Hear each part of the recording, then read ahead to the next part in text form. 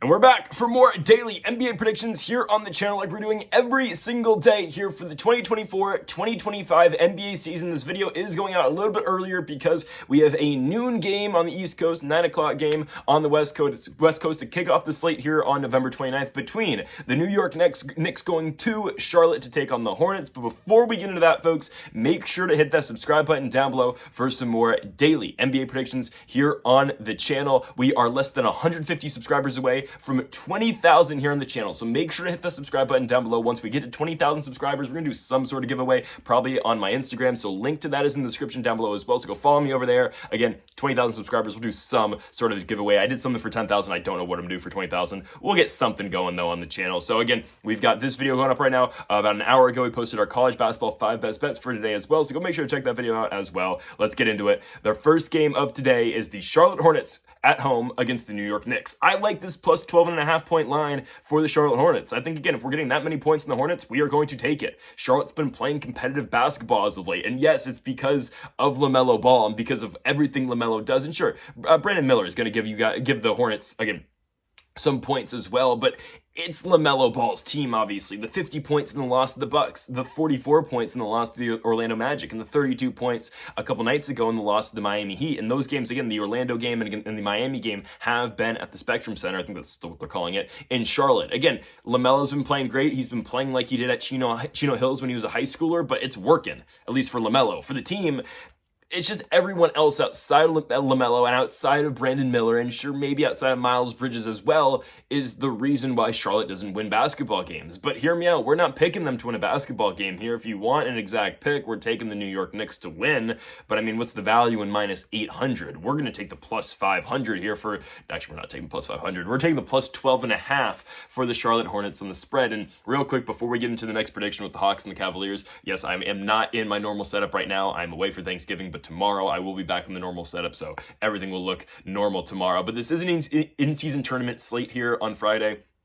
And again, this first game, we like Charlotte to cover against the New York Knicks. I expect the Knicks to win the game, but New York's coming off that loss to the Dallas Mavericks. So they lost by 15 points. They did blow out the Nuggets before that, but LaMelo Ball, again, is going to continue to put up an insane amount of points. And he single-handedly is going to keep the Charlotte Hornets in a lot of basketball games. Again, will they beat the Knicks? No. Are they going to stay within the spread? 100%. So give me, again, Charlotte to cover, but New York to win. Let's go into our second game here. The Atlanta Hawks at home against the Cleveland Cavaliers. So the Hawks gave Cleveland their second loss of the season in their last game, where Trae Young had 22 assists in Cleveland to pick up the victory, 135 to 124. I keep saying it. I said at the beginning of the season. I'm going to say it again. Trae Young is the most underrated superstar in the NBA, and he's been doing it more this year with his passing. But guys, Trae Young leads the NBA in assists. He's averaging 12.5 assists a game with 22 points a game. And the difference between this Hawks team and past Hawk teams is that Trae Young usually had to do everything. And sure, he is still doing a lot for this team, but now you get other scorers to complement him as well. We're talking about Jalen Johnson. We're talking about DeAndre Hunter. We're talking about Dyson Daniels. We're talking about Bogdanovich. We're talking about Rich Asare as well. They've got players on this Atlanta team to complement him. Now, I'm not picking Atlanta to win back-to-back games against the Cavaliers. I think the Cavaliers are too good of a team to lose two in a row to Atlanta, but I do think the Hawks are able to cover the spread. 7.5 points with this game being in Atlanta. I don't mind the Hawks at all. Sure, again, I think Cleveland's going to win.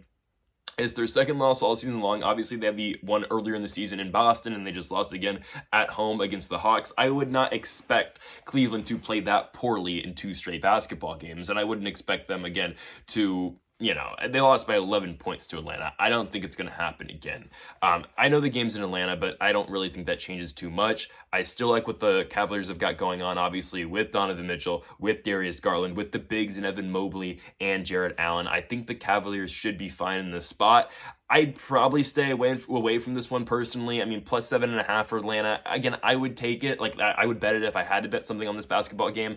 But I feel like there's too many random things that could happen in this one. I think I could definitely see a world where the Cavaliers just blow out Atlanta the second time they see them, or I could just definitely see a world where the Hawks went outright as well. I didn't feel that good about the Hawks to take them at plus 230 for this game. I'm going to take Atlanta to cover the spread, but I don't feel great about either one in this spot. Again, if I had to pick, give me Atlanta on the spread, give me Cleveland to win.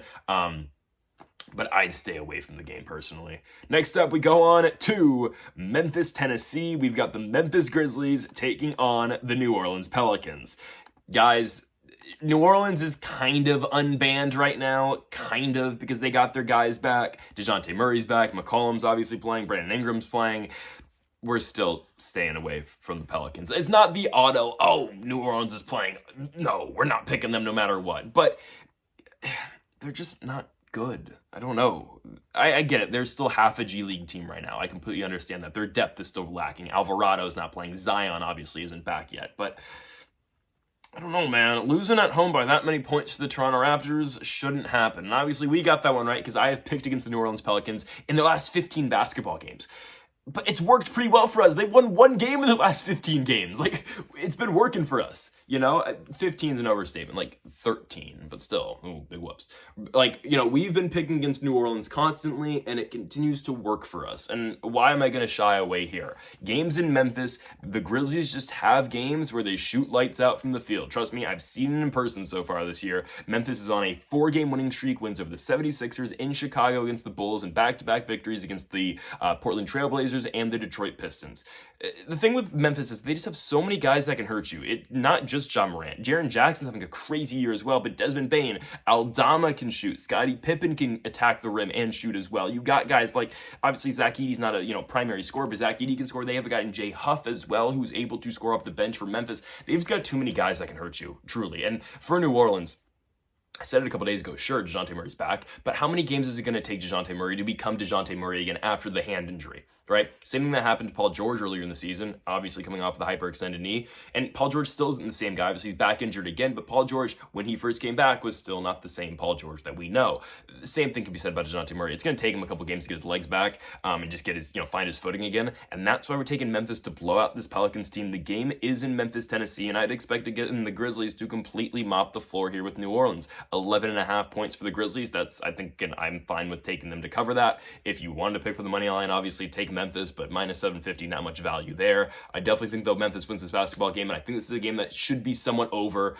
Early fourth quarter, I think Memphis should have it in the bag. So give me the Grizzlies to win, give me them to blow out the New Orleans Pelicans. Again, we refuse to pick New Orleans. Again, they're not completely banned anymore, but unless there's a spot I really like them in, we are going to continue to fade New Orleans. Next up, we move on to Brooklyn, New York. We have got the Brooklyn Nets hosting the Orlando Magic. And hear me out.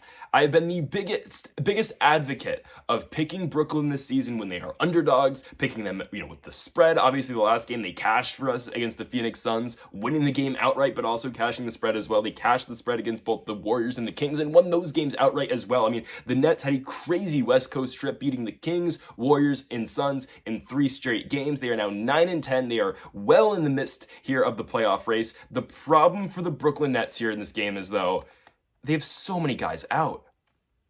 Dennis Schroeder, personal issues, not playing. Cam Thomas out for at least 3 weeks. Cameron Johnson is questionable for this game. DFS might not play. Nick Claxton might not play. That's their entire starting 5. And we are only getting 7.5 points here for the Magic. Again, I've been a huge advocate for the Brooklyn Nets. I like this team this year. They can really shoot and they can cover the spread. And they're a sneaky team, again, that just caught up to, those 3 Pacific teams. I completely understand that. The problem is, again, now when you lose all of these guys, your bench no longer is as deep. Your starting lineup, obviously, very clearly is not as good. Again, Brooklyn's not bad. They're 9-10, but without Cam Thomas, and Cam Thomas is the guy who, he's the one who, commands the squad. He's the one that leads this team. Without him, things change. And obviously on top of that, again, no Dennis Schroeder now too. Ugh, I don't love it. I really don't love it for Brooklyn in this game. Orlando, still dealing with their injuries in their own right, obviously, with no Franz Wagner, with no Paolo Banchero forcing Franz Wagner to become the number 1. We've said it time in and time out. I'm going to say it again. Franz Wagner has been perfectly fine in that spot. I mean, there's an argument to make that Franz Wagner should be the number 1 scorer even when Paolo Banchero comes back. I'm not concerned at all about the Magic in this game. Where I am concerned, again, is with the Brooklyn Nets. With those injuries and with those guys out, it's going to make it really tough on Brooklyn to be those crazy underdogs we've taken all season long. Again, I have been the biggest advocate for this team, saying, well, hey, why the hell are the Nets getting 9 points in this game? Why are they getting 10?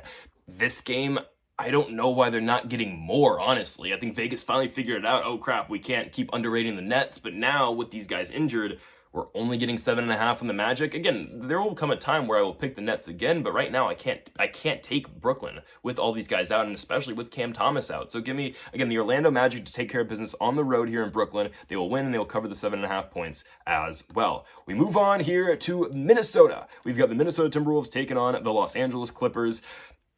I don't know if the Timberwolves figure things out. Give me the Clips. We like the Clippers on the road. Plus 5.5. The money line will be plus 175 for Los Angeles. Give me the Clippers in the spot. Now, again, James Harden's not going to put up 43 points every night. Again, Harden put up 43 in their win over the Washington Wizards, who are just the, absolute worst thing that's in basketball right now. That's the Washington Wizards. They are abysmal. But Los Angeles, again, as a whole, the season has not been bad. They're 12-8, obviously. No one saw this coming out of Norman Powell. Is Powell still out for this game? Oh, is that why they're underdogs? Regardless, I'm still taking the Clippers if he's not playing. He's questionable. Maybe he comes back. I mean, obviously, again, the 23.5 points a game that the Clippers get out of Norman Powell is going to be very helpful. But the thing with the Minnesota Timberwolves is they're on that huge losing streak right now. They haven't been able to win games. Obviously, Anthony Edwards said that, said in the locker room they just can't figure things out. He said something way more harsh than that. But it's fair. Again, the Timberwolves shouldn't be in this spot. Now, I think you have to beg the question: why did they get rid of Karl Anthony Towns in the first place? Again, Julius Randle's great, but do you not think this team could use Cat right now? I think so. I don't know. Minnesota has lost now 4 consecutive games. Raptors, Celtics, Rockets, and now the Kings. I think they're going to lose another one. The problem for the Timberwolves is, guys, their schedule for the rest of the year is brutal. Clippers lost here. I think the Lakers get them in a couple days on Monday. Then they got to go to the Clippers. I think they lose. 2 Golden State in back-to-back games. That's brutal. Knicks at home, Warriors at home, in Atlanta, Christmas in Dallas, at Houston, who's playing well, the Spurs are sneaky, and then in OKC to end the year, and then you start the new year with Boston. It's just, the Timberwolves are in trouble, guys. They are in trouble. So we are going to take the Clippers at plus 5.5. I think Norman Powell is going to play. He had an extra off day, plus 175 for the Clippers. We like them to go into Minneapolis and beat this really struggling Timberwolves team. So give me Los Angeles to take care of business. Next up, we go on to the Indiana Pacers taking on the Detroit Pistons. The line for this game is only 6.5, which makes sense because the Pacers, that feels like a really good line for Indiana because, they do just enough to win games, and obviously they just beat the Trailblazers by 7 points. It's a game they were favored by 12.5 for. And I came on here on the channel and I was super excited because Tyrese Haliburton looked like he was back in the Pelicans game, and he absolutely was, and he is absolutely back too with his performance against the Trailblazers too. But hear me out. I said again, I think Indiana's going to win. I'm pumped for this Indiana team. I don't care that they're not going to cover the spread. They just need to win basketball games because now they're at 9-10. And I will get to the Pacers' schedule like I've been talking about time in and time out the last couple games. But again, it's just about winning games right now for the Pacers. I don't care how much they win those games by. I think they probably will beat the Pistons by more than 6.5 points, I think. But this feels like an appropriate line for the Pacers. Again, we took the Pacers to beat the Trailblazers, but I said 12.5, way too many points. Give me Portland, right? Tyrese Haliburton's back, guys. I'm very happy to announce that Hallie is back. The Winter Soldier is back. Tyrese Haliburton with a crazy performance the other night. 34 points against the Pelicans. And in that game the other night against the Trailblazers, he's still putting up 10 assists a game. But also Tyrese with, how many points? 26 points, I believe Tyrese Haliburton had. 28 points from Tyrese Haliburton. Guys, these are the all-star numbers. These are the Team USA numbers. These are the All-NBA numbers we need out of the Pacers superstar and Tyrese Haliburton. I am so excited. He has found his shooting again. Obviously, again, you saw that great play in transition the other night against Portland. Tyrese finds the corner, knocks down the 3. I'm ecstatic to see the way that the Pacers are playing right now. And of course, you still got the other pieces as well. You got Pascal Siakam, you got Benedict Mathurin, you got Miles Turner. You've got these guys who are going to complement Tyrese Haliburton, but it's finally time that Tyrese Haliburton becomes the 2-time All-Star that he has been the last couple seasons. And again, Tyrese just needs to continue this. He will be an All-Star this year, and he's going to be the guy that's going to lead the Pacers into the charge into the postseason. Of course, Tyrese Haliburton had the great first half last year. He struggled to start this year, but I think now Tyrese has flipped the switch, and I'm so excited for it.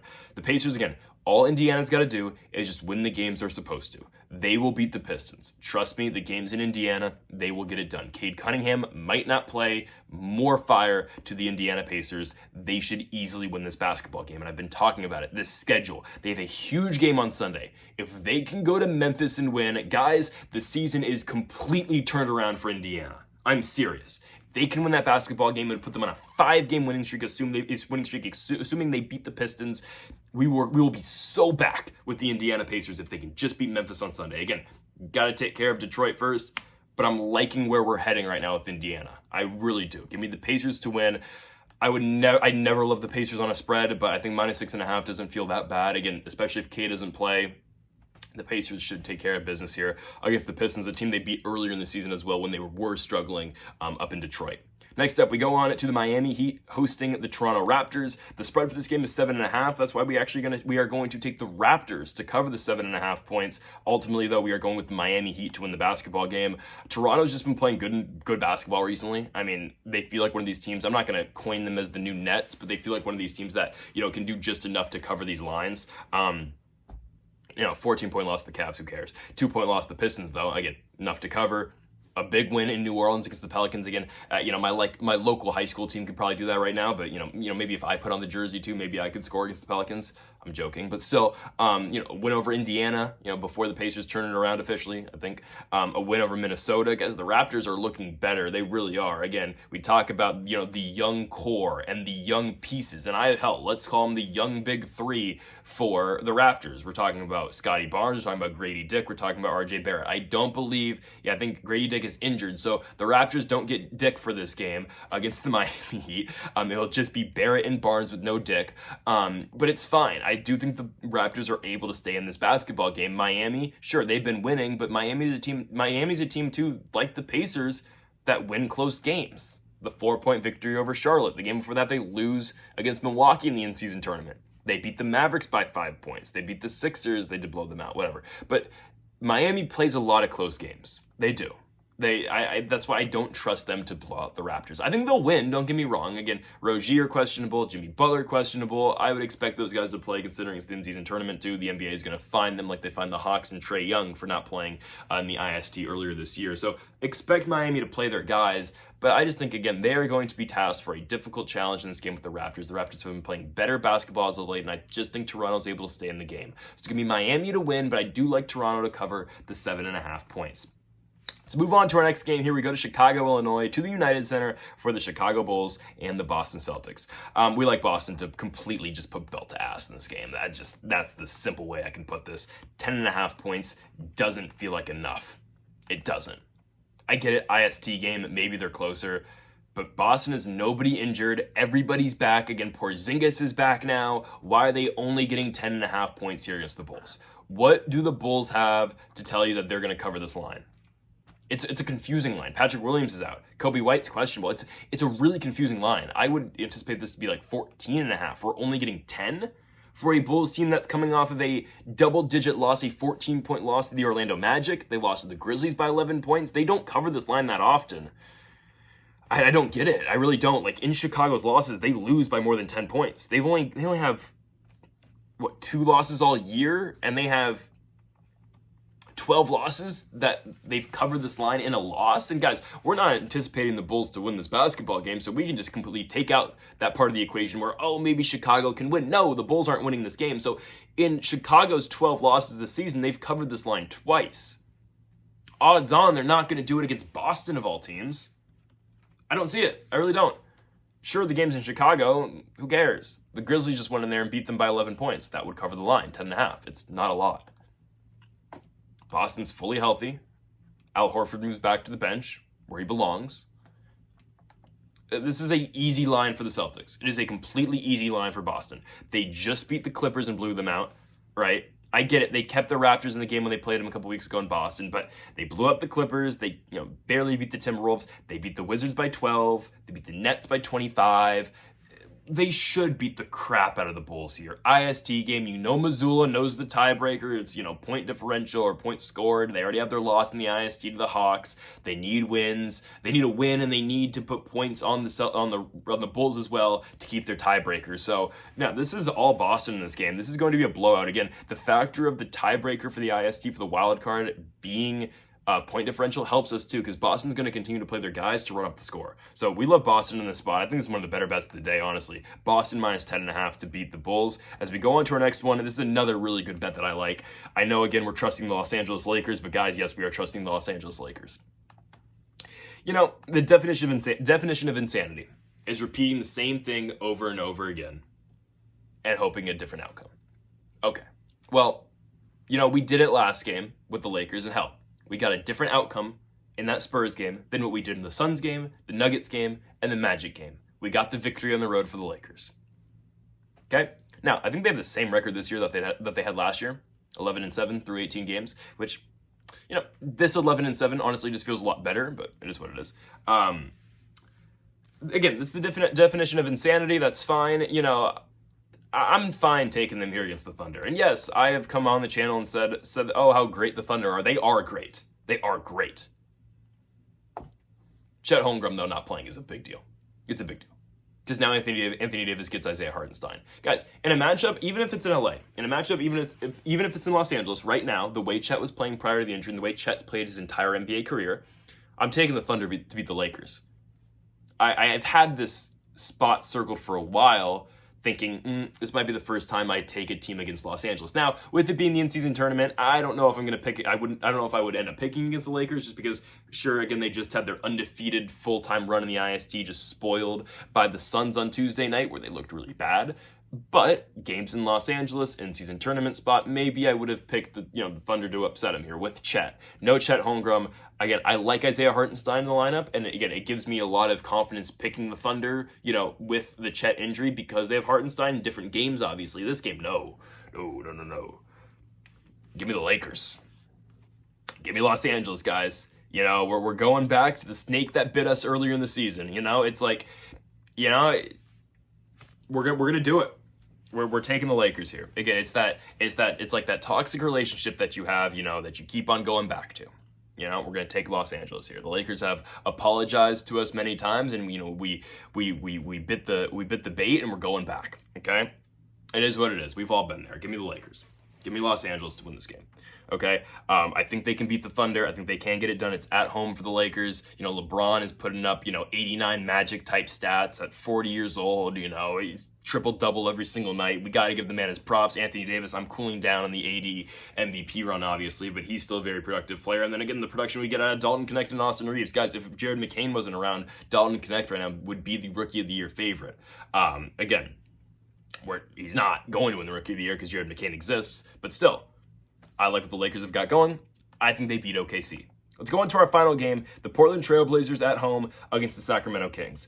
Again, Sacramento's a team that I have stayed away from, but you know what? I have some confidence after their win in Minnesota. Because you know what the Kings win in Minnesota against the Timberwolves proved to me? They're not as bad as the Timberwolves. And the Timberwolves have way worse problems than what the Sacramento Kings have. So you know what? Sacramento should go on the road and beat Portland. They should get it done. Everything should point to Sacramento winning this basketball game. Guys, eventually the Kings are going to have to start stringing together some victories. Is DeRozan not playing?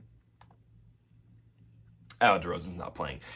That hits on their depth again. But still, that's fine. Give me Sacramento. I'm okay with the Kings in this spot, guys. Portland's 7-12. They're a confusing team because some nights they just really show up. Jeremy Grant's questionable. Again, he is the backbone of this team. I get it. They have other guys who can score, but Jeremy Grant, by far, is their number one guy, undoubtedly. Sure, Anthony Simon's going to have nights where he's going to score. Agila's going to have... Danny Ajiva, I keep butchering his name, has nights where he's going to show up. Shaden Sharp will have nights that he shows up. But Jeremy Grant is their most consistent guy, I'd say. Even the nights where they're getting blown out, Jeremy Grant's the one keeping them together. I expect a huge night out of De'Aaron Fox. Because then again, you eliminate another primary scorer for Sacramento and DeMar DeRozan. Boom. It's another huge night for De'Aaron. Yes, the bench is going to be lacking too, because you're either going to see Keon Ellis, probably already in the starting lineup, so... it's either Keon or Malik Monk's going to have to slide in, or Herter, depending who they start that night. We'll have to slide into the starting lineup. That's fine. It really is. I think they'll be okay. The line's 4.5, so we're going to take Sacramento to cover that. It feels like, again, a bigger game for Sacramento with it being an in-season tournament game. I feel like they should be fired up to win this one. I think they will win this game. So give me Sacramento to go to Portland and win the game. Again, the Kings are a very confusing team, but I do think they are going to be able to get this one done. So we're taking the Kings in the nightcap, folks, and thank y'all for watching our NBA predictions again daily here for this NBA Black Friday. Make sure to hit that subscribe button down below for more. Let's get to 20,000 subscribers here on the channel. Make sure to leave a like if you did enjoy the video. Make sure to comment if you do disagree with any of the picks. Folks, thank y'all for watching, and Mamba forever.